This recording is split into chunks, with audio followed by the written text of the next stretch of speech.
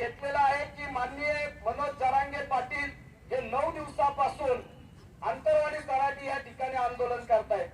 त्यांनी 17 दिवसाचं मागचं उपोषण पहिल्या टप्प्याचं केलं. त्यामध्ये माननीय मुख्यमंत्री यांनी त्यांना अभिवचन दिलं की 30 दिवसाची मुदत द्या. जरांगे पाटलांनी त्यांना 10 दिवस वाढवून दिले. मात्र मराठा समाजाच्या मागण्यांची पूर्तता त्यांना करता आली नाही आणि म्हणून त्यानंतर त्यांनी संपूर्ण महाराष्ट्राचा दौरा केला. आंतरवाडी तराटी या ठिकाणी 1.5 कोटीपेक्षा अधिक मराठा समाज एकत्रित आला. जगाच्या इतिहासामध्ये एवढी मोठी सभा कुठेही झाली नाही. अगदी प्रधानमंत्र्यांची देखील एवढी मोठी सभा झाली नाही. मात्र जरांगे पाटलांच्या पाठीशी एवढा मोठा समाज उभा राहिला. त्याच पद्धतीने पुढच्या काळामध्ये राजगुरुनगरला आपल्या पुणे जिल्ह्यातल्या सगळ्या मंडळींनी हे चिंचोडे वगैरे सगळे लोक आम्ही त्या मोर्चात होतो. 3 लाखापेक्षा अधिक तिथे समाज जमा झाला. तदनंतर या ठिकाणी अशा प्रकारे त्यांची मागणी पूर्तता न झाल्या होते उपोषणाला बसले.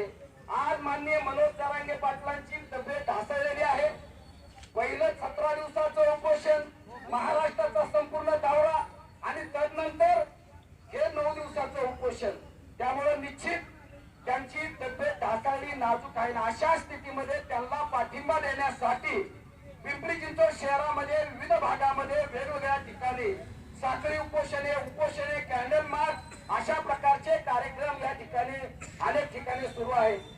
मला या ठिकाणी सांगायचंय की चिंचोडगाव असेल, रहाटणी असेल, खेरगाव असेल, काळेवाडी असेल, वाल्लेकरवाडी असेल, चिखली टाळगाव असेल, मोरे वस्ती असेल, पूर्णानगर असेल, या सगळ्या आंदोलनाला मी काल आणि परवा 2 दिवस भेट दिली आणि सहज विनंती केली मानवजी की आपल्याला एक मोर्चा केला पाहिजे, वेगवेगळे आपण करतोय, एकत्रित यायला पाहिजे.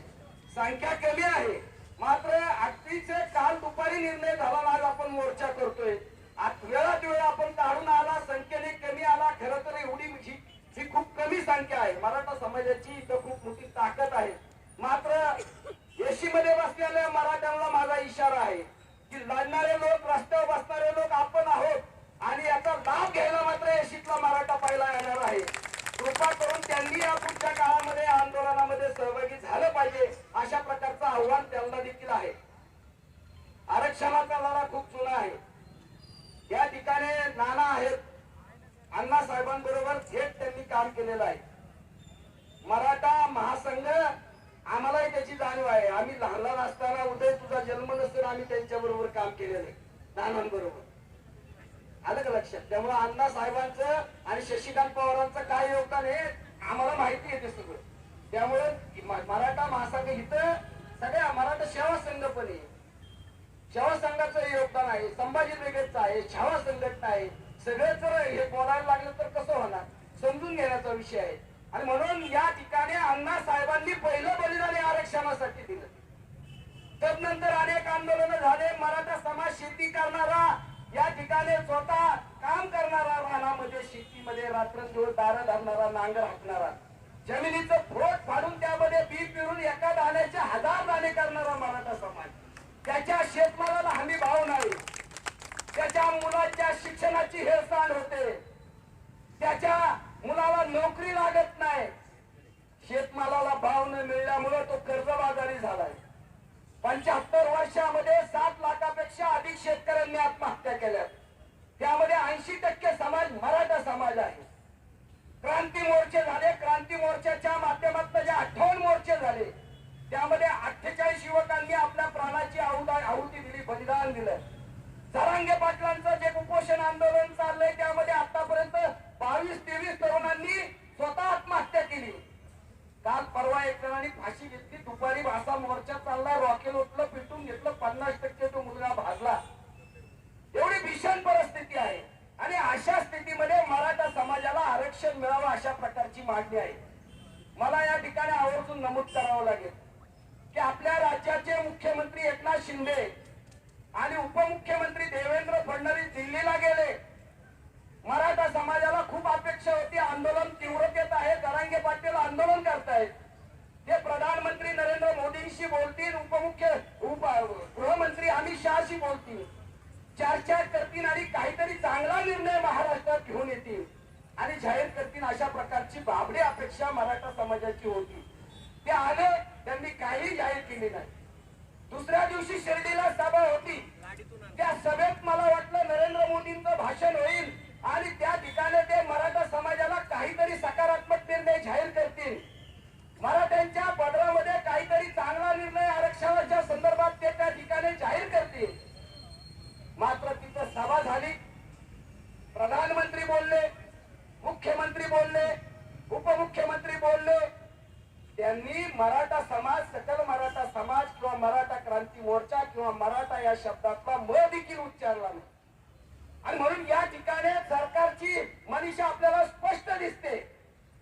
काल मिटिंग झाली, सर्वपक्षीय नेत्यांची मिटिंग झाली. त्यावेळी मुख्यमंत्री, उपमुख्यमंत्री, शरद पवार हे सगळ्याच पक्षांचे नेते होते. त्यांनी आम्हाला सहकार्य करावं, उपोषण थांबवा अशा प्रकारची भूमिका आणि अशा प्रकारचा प्रस्ताव दिला, जो आता घेऊन जाणार आहे. जरांगे पाटलांनी तो अमान्य केलेला आहे. मात्र त्यामधून अशा प्रकारचा प्रस्ताव अमान्य केलेला असताना पुढं माननीय मनोज जरांगे पाटील काय भूमिका घेतात, त्यावर मराठा समाजाच्या पुढच्या आंदोलनाची दिशा या ठिकाणी आपण सगळे मिळून ठरवणार आहोत. मी पहिल्या दिवसापासून सांगतोय की जरांगे पाटलांनी एक आंदोलनाची चौकट घालून दिलेली आहे. कॅन्डल मार्च करा, साखळी उपोषण करा, आमरण उपोषण करा आणि पुढाऱ्यांना बंदी घाला, अशा प्रकारचा त्यांनी चौकट दिलेली आहे. आपण आपल्या शहरामध्ये कुठल्याही नेत्याची, आमदार, खासदार, मंत्री, मुख्यमंत्री, उपमुख्यमंत्री हे जर आपल्या शहरात आले तर त्यांचा कार्यक्रम आपल्या शहरात होऊ द्यायचा नाही, अशा प्रकारची आपली भूमिका आहे.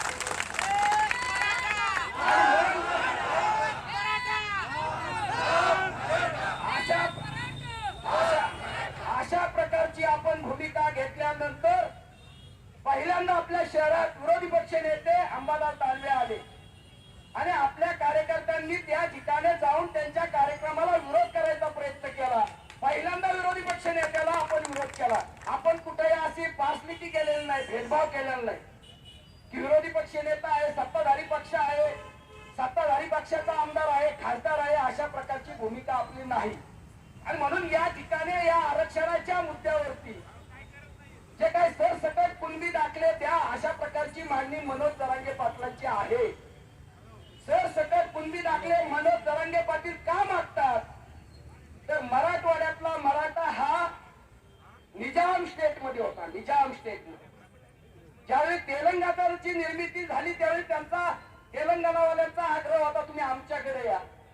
मात्र तिथल्या मराठा बांधवांनी निर्णय घेतला संयुक्त महाराष्ट्रात जायचं, महाराष्ट्रात समाविष्ट व्हायचं. आणि म्हणून त्यांना विशेष घटनेमध्ये 371 कलम टाकून त्यांना विशेष असा दर्जा देऊन त्यांना काही प्रॉब्लेम ठेवलेला आहे. मनोज जरांगे पाटील सांगतायत की 1967 अगोदर या ठिकाणी जे मराठवाड्यातले मराठी आहेत त्यांचं निजाम दप्तरामधलं बरंचसं दप्तर निजामाच्या त्यावेळेच्या प्रशासनाने जाळलंय. उर्वरित त्यांचं जे दप्तर आहे ते हैदराबादला गेले. आताची जी शिंदे समिती आहे त्यांनी चेक केलं, जवळपास 1,74,00,000 कागदपत्र तपासले. त्यामध्ये 13,500 कुणबी नोंदी सापडल्या. त्यांना सरकार आता लगेच कुणबी दाखले देते. मुख्यमंत्री आणि उपमुख्यमंत्र्यांनी पत्रकार परिषद घेऊन सांगितलं की आम्ही असं काम, महान काम केले, 13,500 लोकांना आम्ही लगेच कुणबी दाखले देतोय.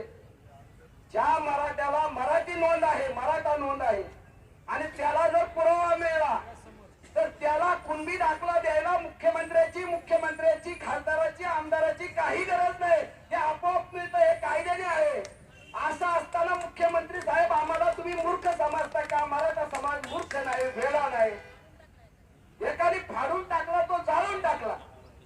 तर हे जे काय तोंडाला पानं पुसण्याचं काम चाललेलं आहे ते मराठा समाजाने नीट समजून घेतलं पाहिजे. तुम्ही कुठल्याही पक्षात काम करा, बीजेपीत करा, राष्ट्रवादीत करा, काँग्रेसमध्ये करा, शिवसेनेत करा, मनसेत करा, कुठेही करा, पण समाजासाठी मराठा म्हणून वेळ प्रसंगी आपल्या नेत्यांच्या विरोधात जाण्याची देखील भूमिका ठेवा. मी परवाच सांगितलं की आमचे खासदार श्रीरंगप्पा बारणे, आमदार महेश दादा लांडगे, आमदार अश्विनीताई जगताप, आमदार अण्णा बनसोडे, खासदार अमोल कोल्हे आणि खासदार सुप्रियाताई सुळे आमदार उमाताई खापरे यांना आपल्याला जाब विचारायचा आणि विचारणार आपण की तुम्ही तुमच्या नेत्यांशी बोलून चर्चा करून मराठा आरक्षणाच्या संदर्भात काय भूमिका घेतली, काय आग्रह धरला ते आम्हाला सांगा. अन्यथा या पुढच्या काळात आम्ही तुमच्यावरती बहिष्कार घालू. तुम्ही आमच्याच आहात, तुम्ही काय लांबचे नाही. मात्र समाजाच्या संदर्भात आजपर्यंत महिना दीड महिना झालं आंदोलन चाललंय आपलं. या लोकांनी त्यांची भूमिका स्पष्ट केलेली नाही. आणि म्हणून आप्पांना, दादांना, अण्णांना, तात्यांना सगळ्यांना आपली विनंती आहे, ताईंना पण विनंती आहे की तुम्ही या संदर्भात तुमच्या नेत्यांना आग्रह धरा. जर समजा आपल्या मागण्या मान्य होणार नसतील तर इतर आमदार खासदारांनी जसे राजीनामे दिले तसे खरे राजीनामे देण्याची देखील तयारी ठेवा. समाजासाठी खरे राजीनामे खऱ्या म्हणत आरक्षण मिळवलं तर राजीनाम्याचा विषयच नाही.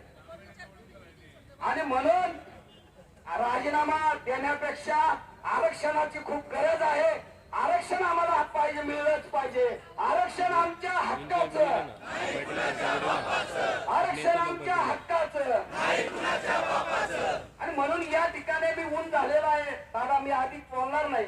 या ठिकाणी माननीय माजी आमदार विलास लांडे, राहुल कलाटे, सचिन